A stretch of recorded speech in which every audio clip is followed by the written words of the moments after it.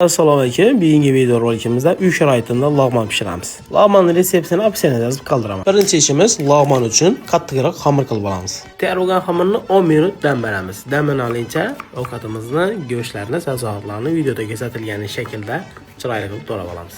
Videoga like bosib ulgurmagan bo'lsangiz, like bosishdan chiqmasin.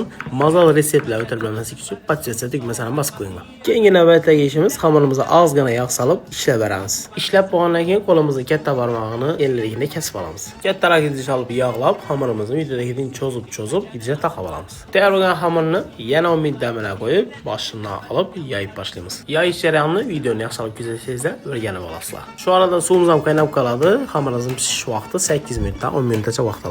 Tayyor bo'lgan xamirimizni 2 minut salqin suvda qo'yib olib, suzib, yog'lab, chetaraga olib qo'yamiz. Endigi navbat ovqatimizni podlivasi bilan gaplashamiz. Go'shtni solib, qizartirib, ozgina tuz berib qovuramiz. Izidan gashir, chesnok, piyoz solib, bir qoshiq tomatli pasta solib, qip-qizil qilib tablab olamiz. Ozgina svejiy jamduk solsam yoddan chiqmasin. Ovqatga 1 litr suv berib 40 minut qaynatamiz. 40 minut qaynab chiqqandan keyin ovqatni, tuzlarni, ziravorlarni berib, pomidor bolgarskilarini solib, yana 10 daqiqa qaynatamiz. Bolgarskilar pishib ketmasligi kerak, e'tibor etasiz. Ziravor solgan bo'lsak, hammasi opsiyada yozib qoldirgan bo'ladi. Shu bilan ovqatimiz tayyor bo'ldi. Fotima uchun bir like bosib ketasizlar, sog' bo'linglar.